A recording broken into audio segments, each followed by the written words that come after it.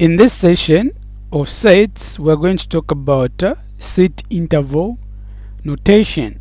Okay, so what are the basics? You know that an interval is just a point, or let me say it's a range between 2 points. Okay, so now there are different kinds of intervals that you're supposed to understand as far as sets are concerned. Okay, we're saying intervals.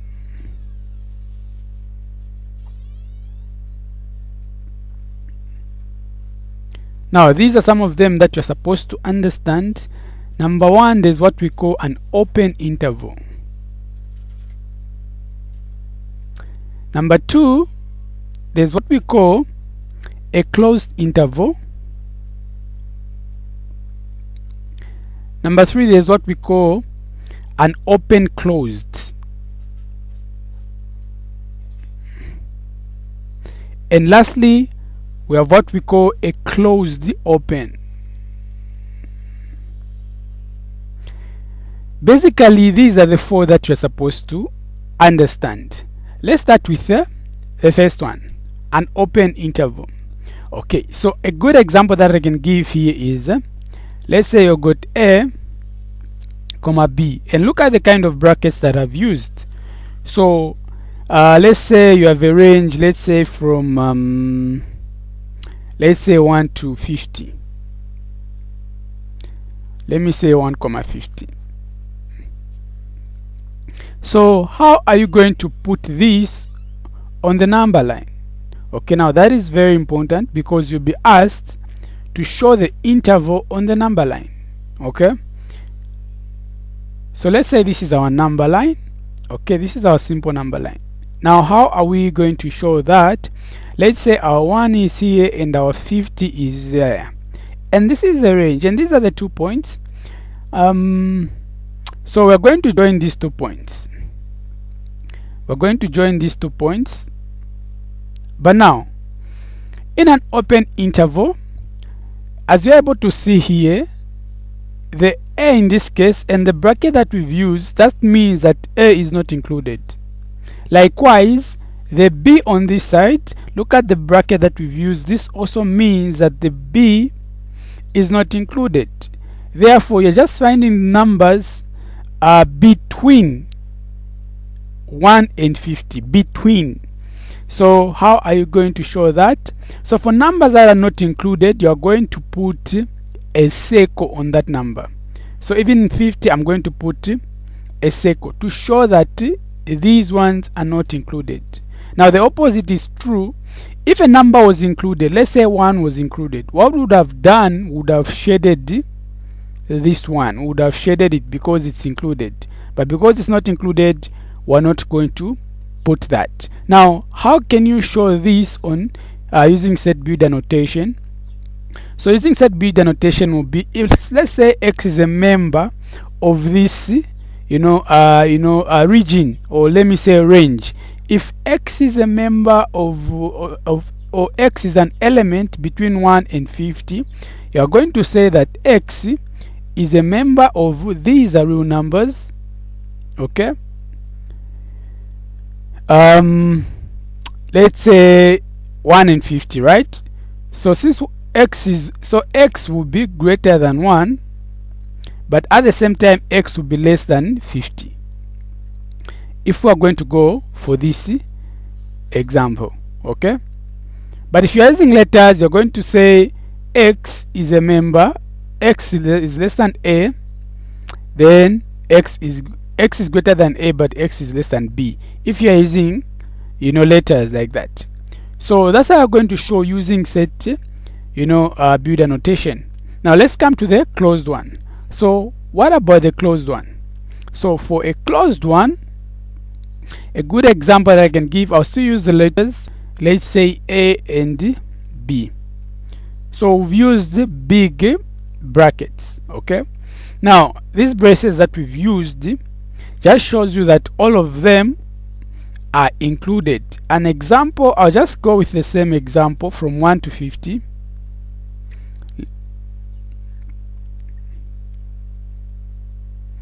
Okay, so that is the range. So how are we going to show it on a number line? Let's say this is our number line here. So for our number line, we are moving from 1 to 50. So we're going to join them by line, okay? Because that's the region that we want. But now on 1, is 1 included? Of course. So we are going to shade it. Is 50 included? Of course. So we're also going to shade 50. So that's how you're going to show that on the number line. But now how about ZBuilder notation? So you're going to say X is a member of real numbers. But now look at X. You want all the numbers from 1 to 50. 1 included and 50 included. So if I'm going to use the 1 and 50, therefore X, or let me say 1 is less than or equal to X, and X is less than or equal to 50. What this means, look at the inequalities that we've used. We've used those ones because these two numbers are included. Now let's come to the third one. Now the third one, we're talking about an open closed. So the clue here is that it's open, then it is closed. So let's just write that. So if you're going to write that, we're talking about, if you are using letters, A, it's open. So we're going to open at A, but at B we're going to close. So we're going to use this kind of a bracket. So that is it. If we are using the numbers, we're going to say 1 and 50 like that. So that is what we're going to do. But now, how do we show this on our number line? Let's say this is our number line. Okay, since we want numbers from 1, between 1 and 50 included, so what are you going to do? You're going to join a line like that.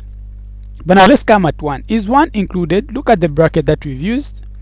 No, because 1 is not included, we are going to open like that. That's why it's open. But on the other hand, is 50 included? Yes, 50 is included. So because 50 is included, we are going to shade like that, a dot like that. So that's how you're going to do. Then how do you show this in ZBuilder notation? So X is such that X is a member of real numbers.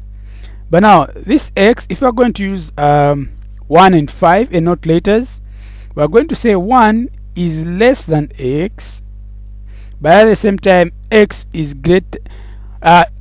1 is less than X, but X is also less than or greater than 50. Okay, so that's how you're going to show this in ZBuilder notation. Now let's come to the last type of an interval. Now this type of an interval is called closed open. So it's like the opposite of the what we're just from talking about, the open closed. So we're starting with a closed, then we are opening. So an example, let's use the same letters. We're going to start with our A. Now A is closed, so we're going to say A. B is open. So this is how we're going to show it. In terms of numbers, let's say this is 1 to, let's say, 50. Like that. So how are you going to show this on the number line? Let's say this is our number line, this is 1, this is 50. Okay, is 1 included? Yes, so I'm going to shade. We're going to 50. Is 50 included? No, so I'm going to open. So that's how you're going to show on a number line. On ZBuilder notation, it's like this one, but you're just changing this will be there, then this will just be without an equal to.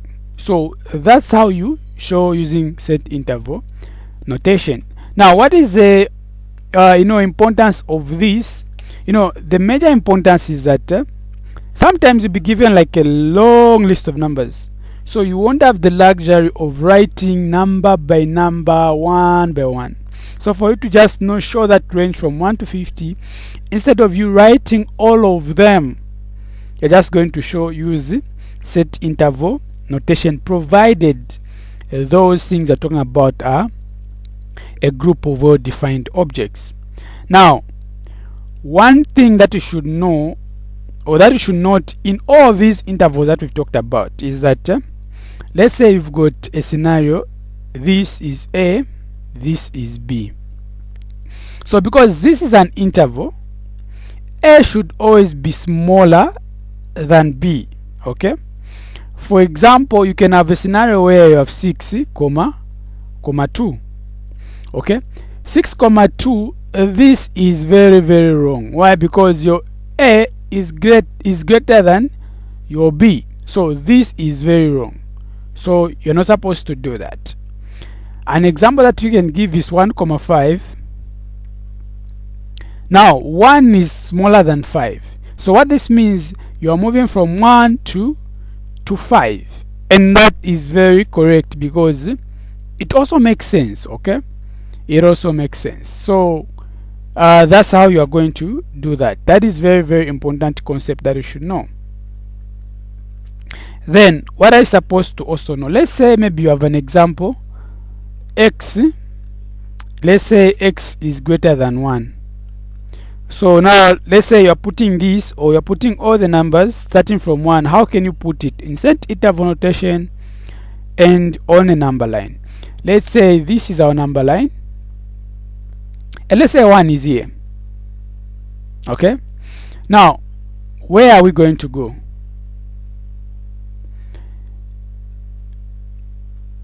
Where are we going to go?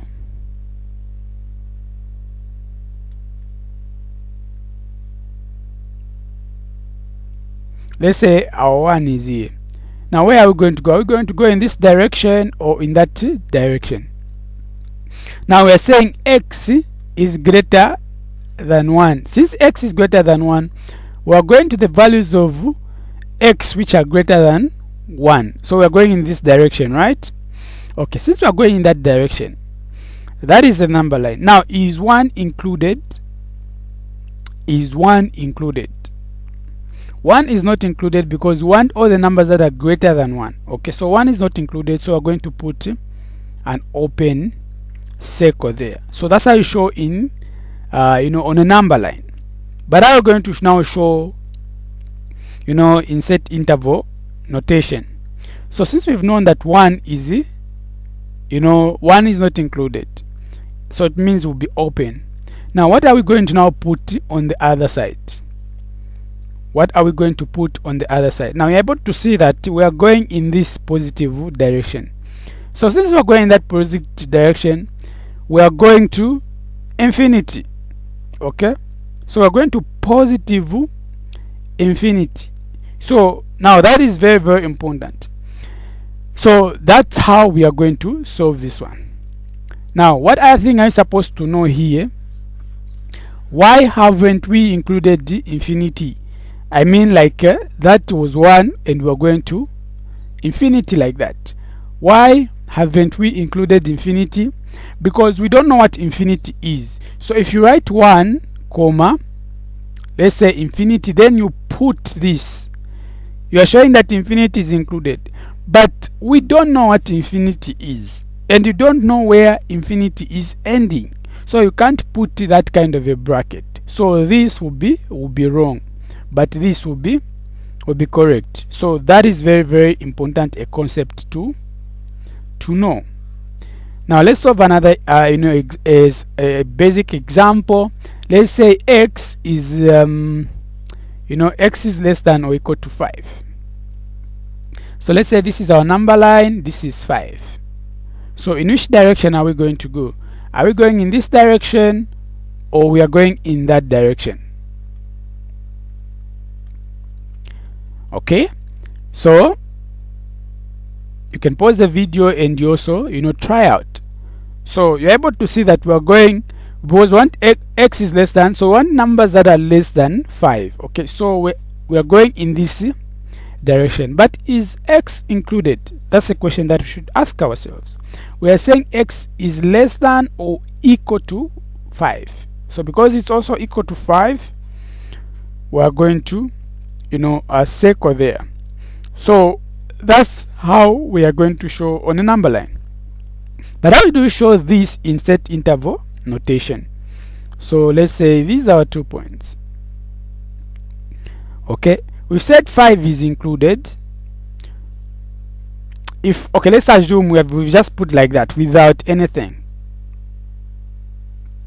So let me just remove the brackets. Let me just put a comma. So we have to put a small number here and a big number. Now, which one is bigger between negative infinity and 5? So we're able to see that negative infinity is smaller than 5. So it means we're going to start with the negative infinity. Okay? Negative infinity. That's the one we're going to start. Then there's 5. We're going to 5. So we're starting from 5 and we're going all the way to negative infinity. Now, is 5 included? Yes, we said 5 is included, so we're going to close like that. Now, is infinity included? We said infinity, we don't know what it is, so we're just going to open. Okay, so that's how you're going to solve it. So just a reminder, if you wrote it like this,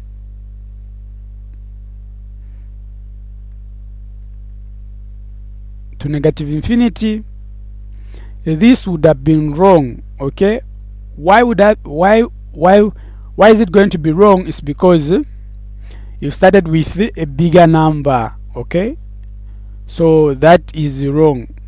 Okay, that was just a reminder, because you can start with a big number then a small number. What about if you're talking about values involving real numbers?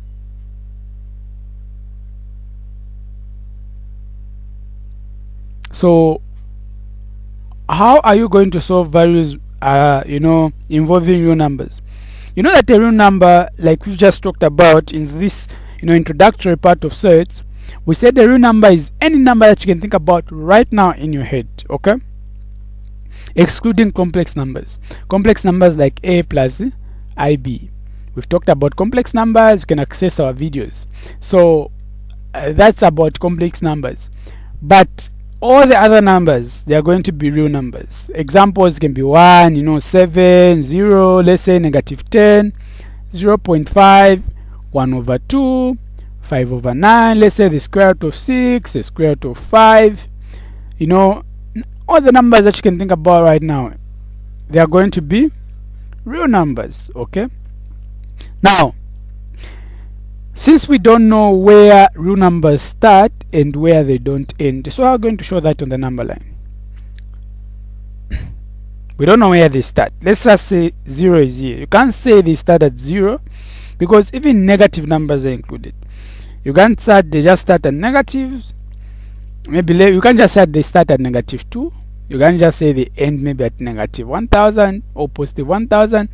We don't know. Okay, so because we don't know on both sides, we're just going to assume, okay, so this thing is going this side and it's also going this side. Now you know that going this side it is negative infinity, going this side it is positive infinity. So because of that, how are you now going to show this on the number line, or let me say in set interval notation? So we're going to start with a smaller number between negative infinity and positive infinity. Which one is smaller? So you know that negative infinity is smaller, so it means you're going to positive infinity. But now, is negative infinity included? No. Is positive infinity included? No. Okay, because we don't know where they are ending. So that is very important to know. Now that we've understood this, let me ask a question. So this is for also practice. Let's say you have 3 and 8, and we've put like here it's open, we're going to 8, and here it's closed. We put it like that. So how are we going to show this in set interval notation? Likewise, we're going to start with the smallest one. The smallest one in this case is 3, and we're going to 8. Now, is 3 included? No. So we are going to open. Is 8 included? Yes. So because 8 is included, we are going to use this kind of a bracket. So that's how you are going to solve these set interval notations. Now let's look at the intersection, complement, and the union, or what we call applications of set interval notations. Let's say you have a question where you have a, let's say a is equals to, let's say this is our a, let's say our b is, okay, that is 3. Let's say our c is then they asked us, let's say they've asked us to find let's say a intersection b, a union b, okay, as a startup. So how are we going to solve this one? Let's say this is our number line, okay, that is our number line. So how are we going to solve that?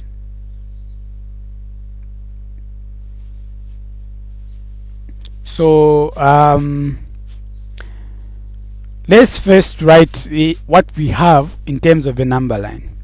Let me say this is -3, -2, let's say 0, 1, let's say 3, let's say 5, let's say 7.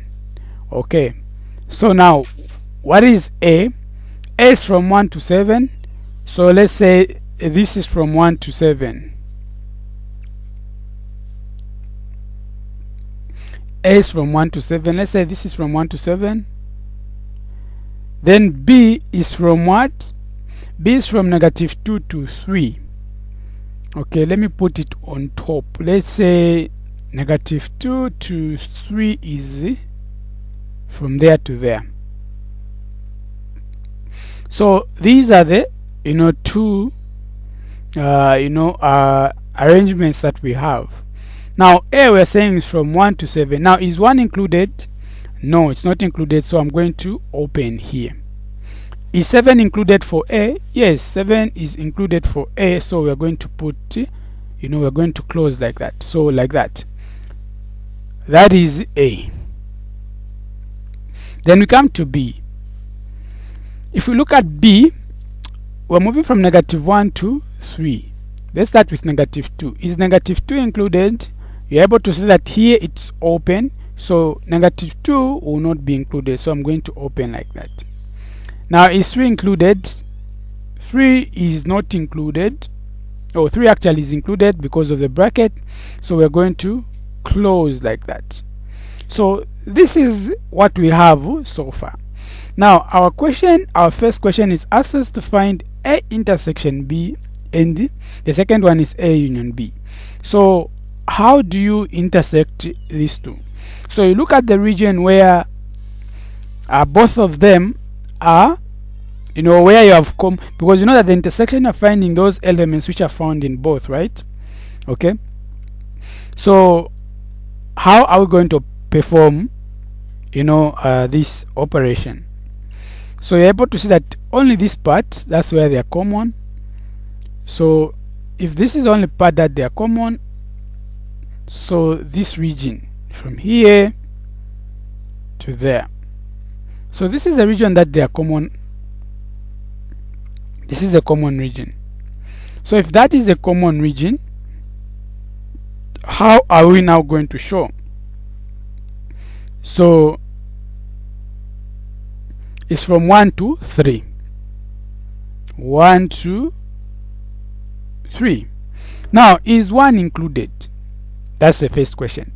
1, if you're able to see that 1, it is not found in A, but 1 is found in B.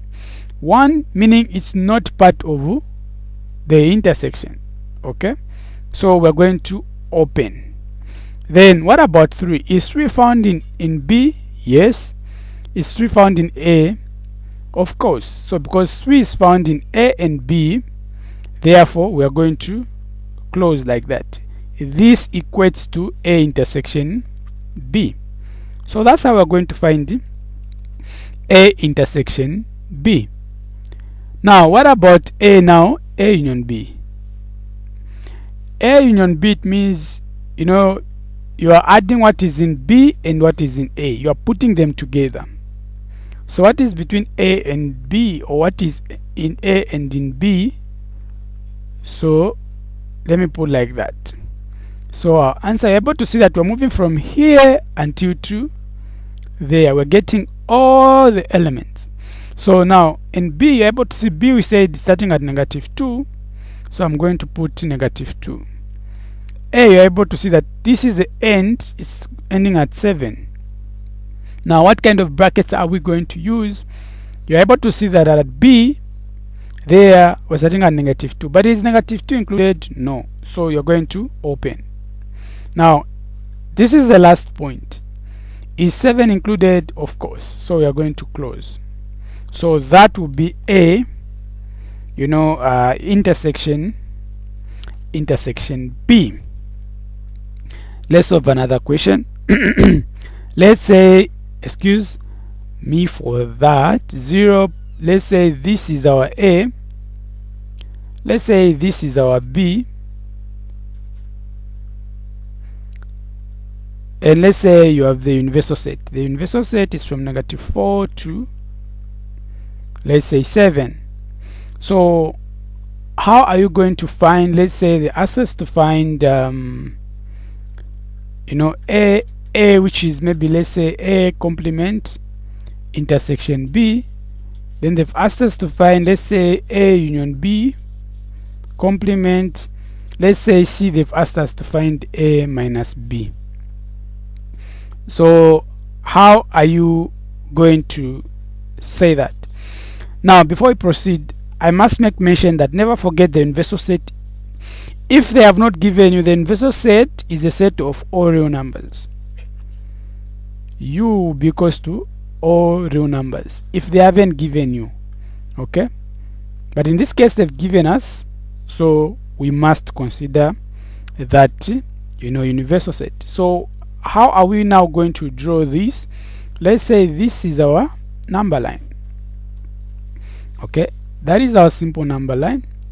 So if we're going to draw, where we're moving from, the universal set is showing from -4 to 7. So let me say our -4 is here and our 7 is there. Let me put some numbers in between.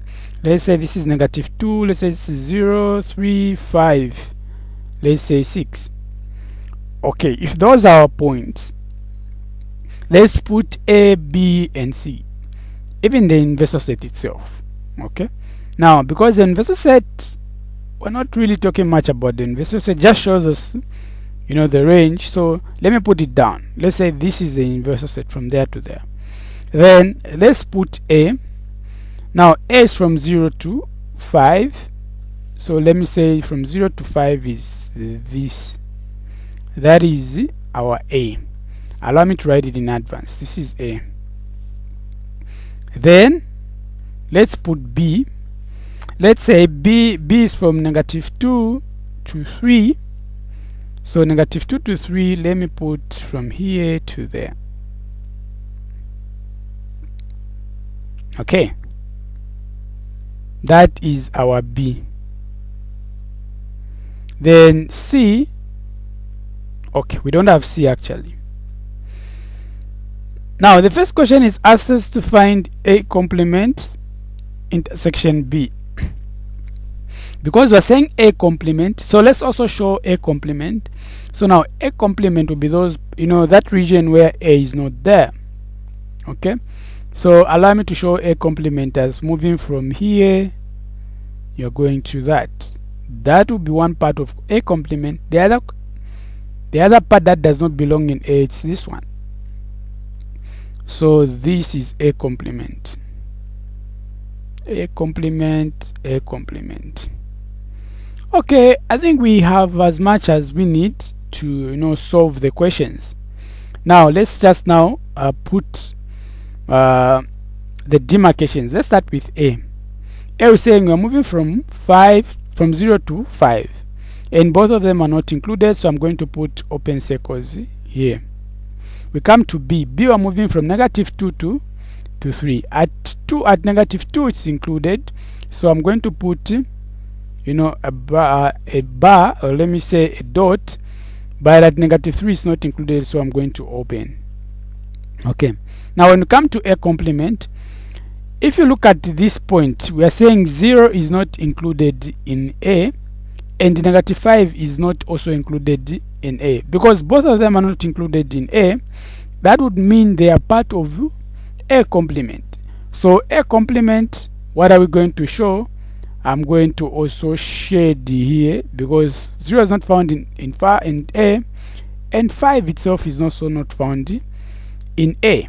So this is, then what about the universal set? We are saying we're moving from -4 to 7. Is -4 included? No. So I'm going to put an open on -4. Is 7 included? Yes. So I'm going to shade like that. Now this is pretty much that we have as a now. So what are we now going to show? What are we going to do? So let me open here and let me close this side, because these are the ends. So we are finding A complement intersection B.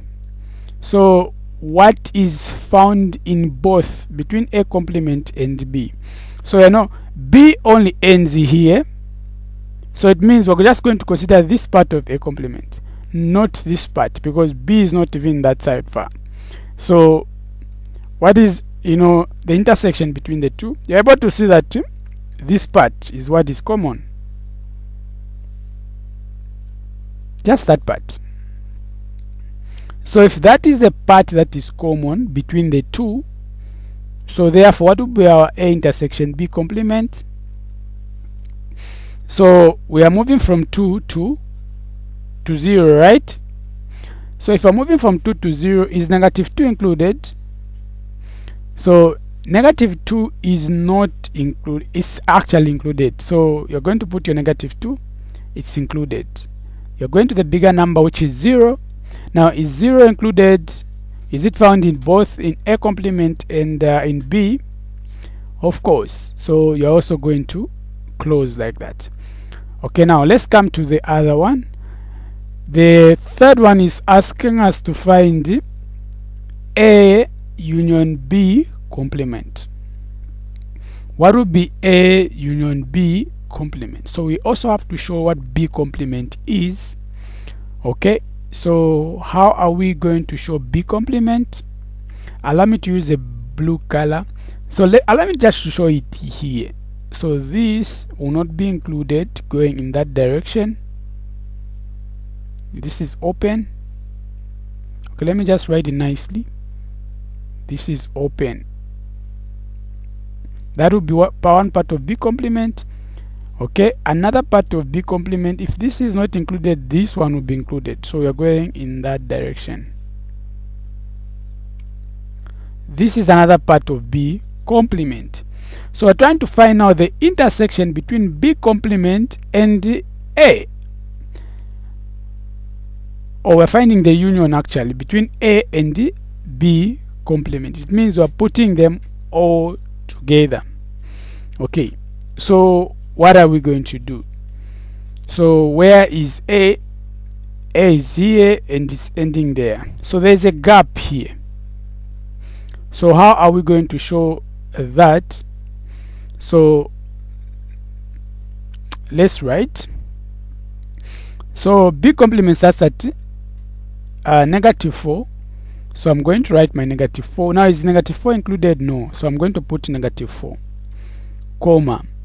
Now where are we going? We reach here, we are reaching at -2. Is -2 included? No. So I'm going to put -2. Now there's a gap. There's a gap here.